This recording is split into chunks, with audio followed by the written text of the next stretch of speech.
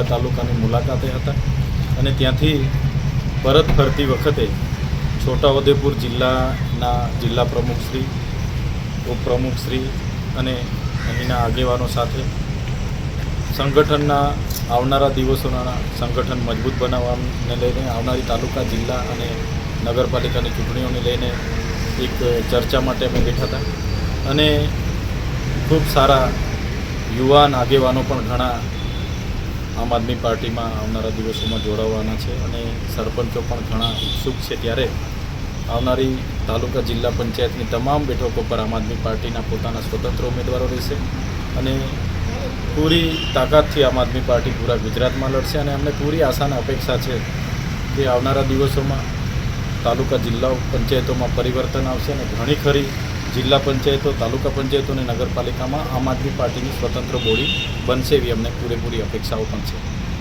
સાહેબ, આજે રાજેશભાઈ લગામીવાળા જે છે કારોબારી અધ્યક્ષ, એ આપની મુલાકાતે આવ્યા હતા, તો એવો આપ પાર્ટીમાં જોડાશે?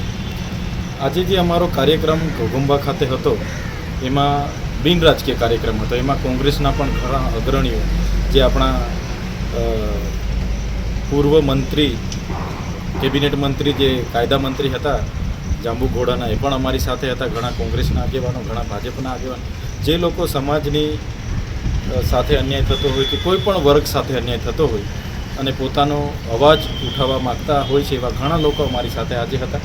ત્યારે જોડાવાની કે એવી કોઈ વાત નથી થઈ, પણ ક્યાંય પણ અન્યાય થાય, કોઈની સાથે પણ વહીવટીતંત્ર કે કોઈ પણ લોકો અન્યાય કરે તો અમે બધા એક થતા હોય છે. અનેક પ્રોગ્રામો એના અમે અહીંયા આવીએ તો પ્રોફેસર અર્જુનભાઈ રાઠવા અમારી સાથે હોય, સુખરામભાઈ રાઠવા હોય, એ જ પ્રકારે ભાજપના પણ ઘણા આગેવાનો અમારી સાથે હોય છે. એટલે એના ભાગરૂપે આવ્યા હશે, પણ આવી જોડાવા બાબતની કોઈ અમારી ચર્ચાઓ નથી થઈ.